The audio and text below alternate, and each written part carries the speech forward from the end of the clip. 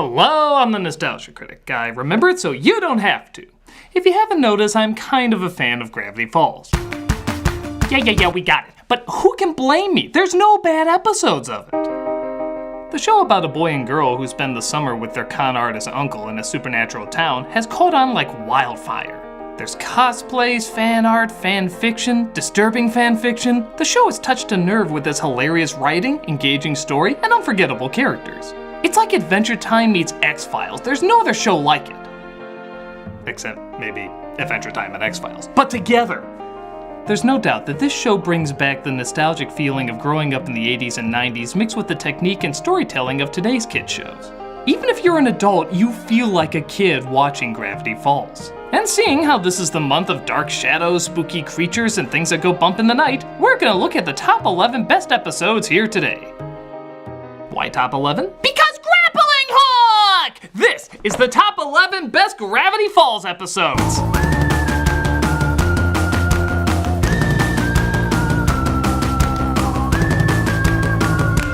Number 11. Sock Opera. Mabel comes across yet another boyfriend she wants to throw her heart at, and it turns out he's a puppeteer. So she wants to put on her own sock rock opera to win his attention.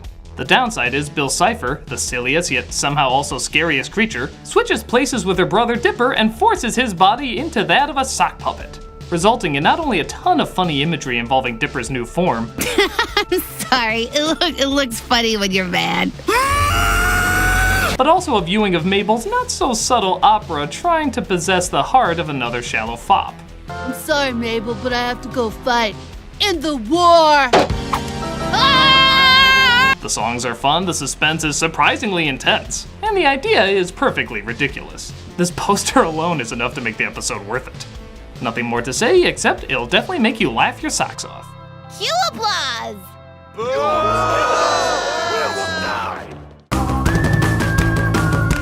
Number 10. Seuss and the Real Girl.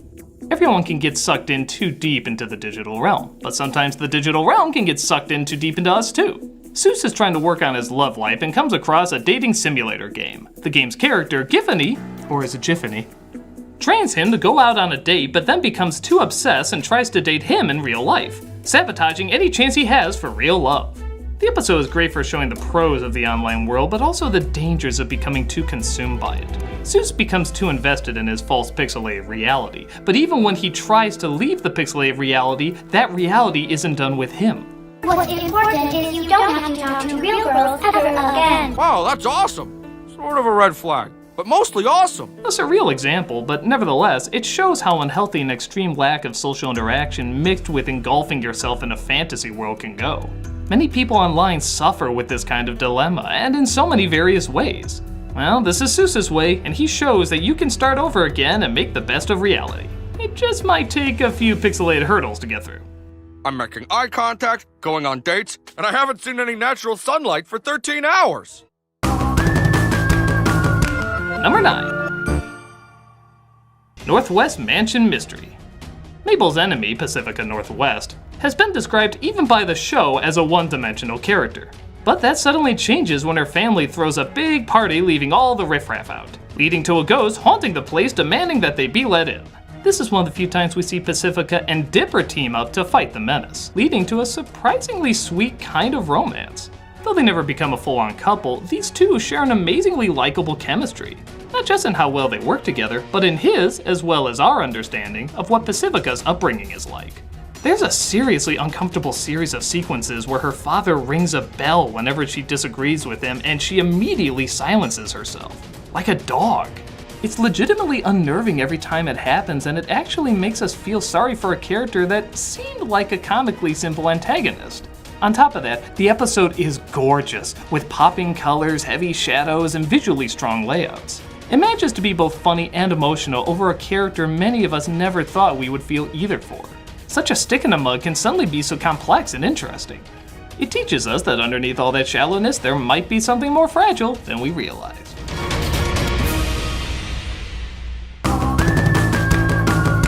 Number 8. A Tale of Two Stands. So much of Stan's background is a mystery, from where he grew up, who he grew up with, and of course, how honest he is. So much of his story, as well as the story of his family, is finally shown here, proving to be both comic and tragic. His ability to both connect very well, but also be polar opposite with the ones he loves most, adds to the complexity of what originally seemed like a self-centered con artist. But as the previous episode on this list showed, everyone has a deeper side. It's nice seeing what made Stan who he is, both good and bad. This also starts the possibility of a rift between Dipper and Mabel, wondering if their connection could be severed similar to how Stan's was with his family. I don't know if this is good or bad. Yeah, I liked the way things were here before. Seeing the parallels between them in both how well they got along, but also in how distant they can choose to be from each other, it's hard not to get emotionally invested in the future of what may happen to them. Definitely more of a serious episode, but certainly has a lot of laughs as well. Complex and interesting, with just the right amount of laughs thrown in. You stay away from the kids. I don't want them in danger. Because as far as I'm concerned, they're the only family I have left.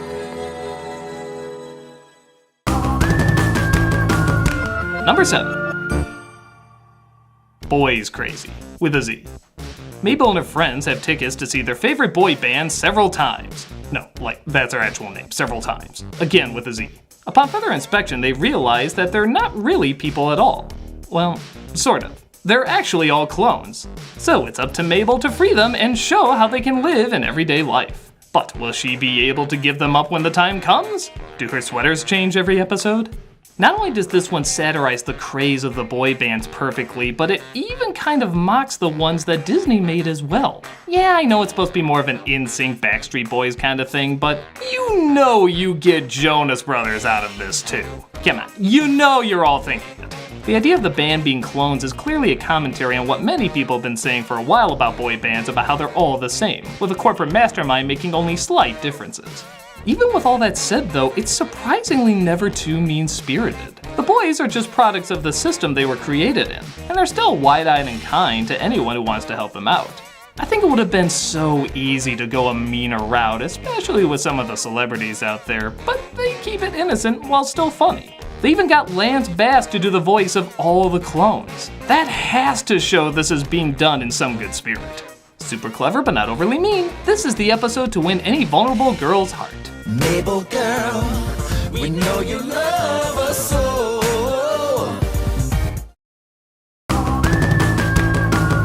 Number 6. Weirdmageddon 2, Escape from Reality.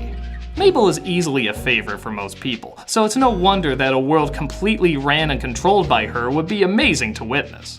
Technically a prisoner of Bill Cipher, Mabel is given her own reality that is determined to make her happy, so she'll never want to leave it. The world is everything you would imagine Mabel would create. Super bright, super silly, totally insane, but also tons of fun.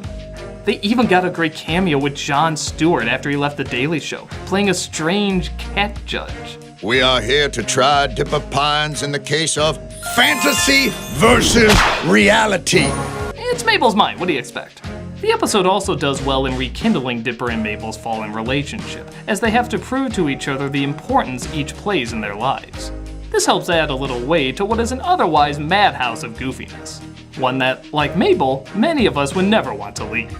Totally nuts, but also a hilarious adventure. What else would you expect from Mabel's mind? This world always knows what you want, sometimes even before you do. Apparently I wanted a chinchilla! Number 5. Fight Fighters.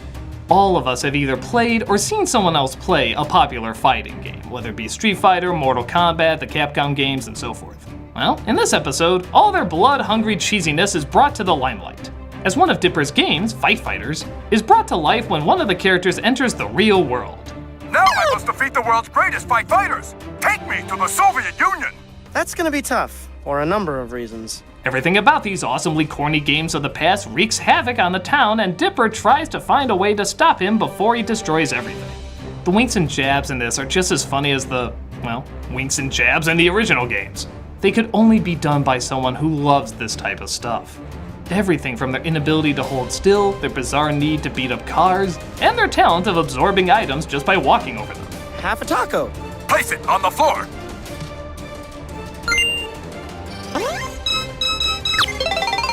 The animation style, the voice acting, the attention to detail is perfect. You won't want a cheat code to skip any of the comedy in this one. I said stay still. This is as still as I can stay. Number 4. Gideon Rises. This was the end of the first season, and by God, it feels like one hell of a big ending. Dipper and Mabel are forced to leave Gravity Falls after Stan's Mystery Shack is bought by their arch-nemesis, Gideon. When Gideon doesn't find what he's looking for, though, he builds a gigantic version of himself to chase down Dipper and Mabel. It's as epically silly as you can get. The fight sequence between the three of them is so creative, so large, but also so funny. You watched impressed, but also laughing at the same time. For a season that has such great moments both in humor and in scope, this is an episode that brought it all together. It was a completely satisfying climax to the first half of the show. And on top of that, it has one of the biggest cliffhangers ever. We finally see what's downstairs behind Stan's vending machine. It's finally revealed that he knows more than he's letting on. But how much does he know and what will it lead to? Of course, you have to wait until the next season to find out. What a finale, what an episode. It's huge in all the right ways.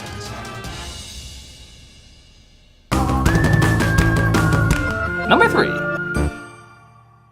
Summerween. You can't have this on a Halloween list without talking about the Halloween episode.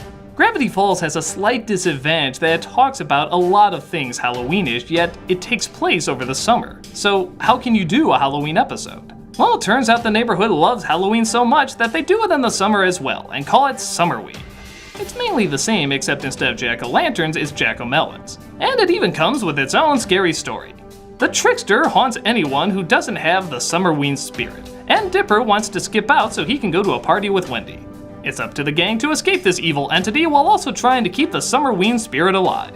Almost any Gravity Falls episode can be seen as the Halloween episode, so even more care had to be taken to separate this from the others, and it totally pays off. From the costumes to the cheap novelties to the traditions, it still stands as a very clear send-up to the holiday. It's a day when the whole family can get together in one place and celebrate what really matters.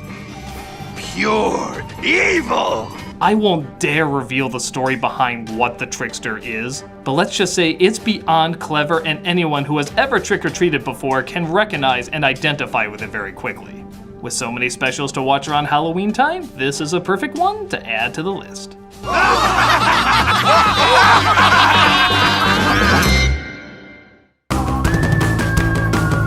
Number 2. Weirdmageddon 3, Take Back the Falls. Well, of course the final episode would make it on here. It's everything the show has been building up to, and unlike some other final episodes, it not only answers everything, but it delivers exactly what we've been looking for. The plot is very simple. They have to stop Bill Cipher from destroying the world. And that's about it. But the lengths they go to make this battle as epic, creative, smart, and uproariously funny completely pay off. Practically every episode is building up to the end of the world, and this is pretty much how the end of the world, according to Gravity Falls, would go down, by paying homage to every other end of the world. From Mad Max to Walking Dead to the majority of heavy metal covers, it's every over-the-top extreme you can imagine. But it also has the emotional side. It is the final episode, so that means every character has to say goodbye. And every one of them is given a satisfactory exit. It really takes its time allowing you to let go of these characters you've shared so many laughs and adventures with. And it knows how to not go Return of the King on us and not overstay its welcome. It's about as perfect a send-off for the show as you can get, bringing the action, the suspense, and the hilarity. What a way to end. And the number 1 Gravity Falls episode is... Not What He Seems. You might be wondering why I'm putting this one over the final episode, which seems so perfect.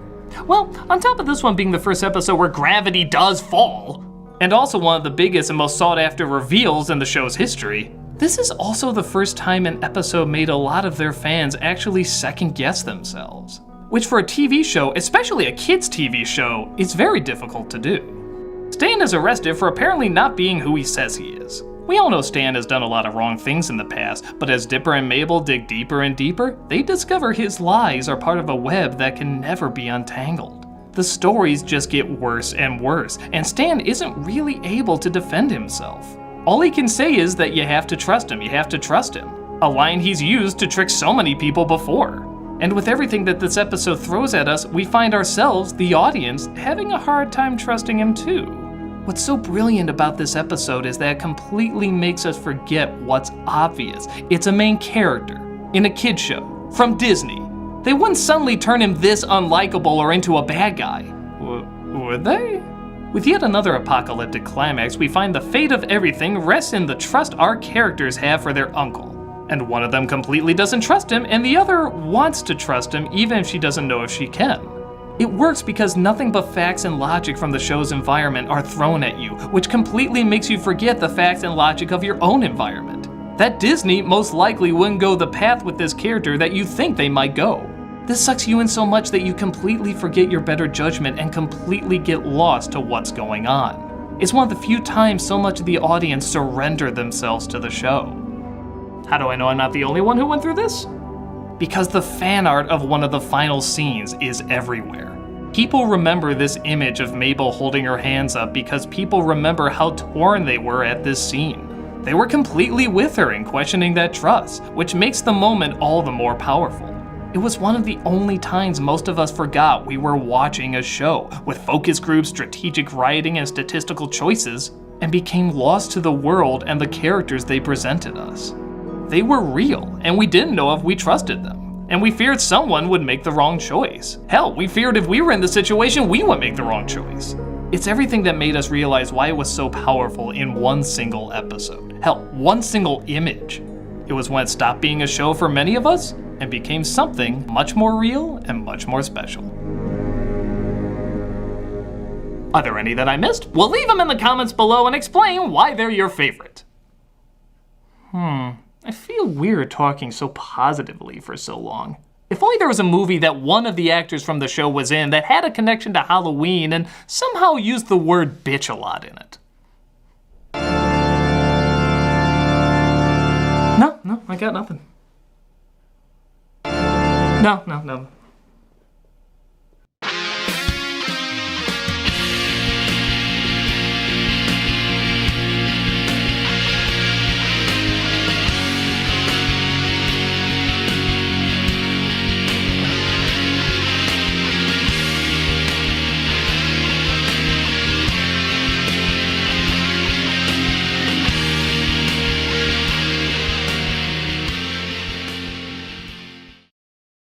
Coming next week is Freddy vs. Jason, the crossover we all thought we wanted to see. But you can see it now under Vessel's ad-free early access. Just $3 a month to see tons of people's videos early, as well as a bunch of other extra features. Check it out and get the early scoop.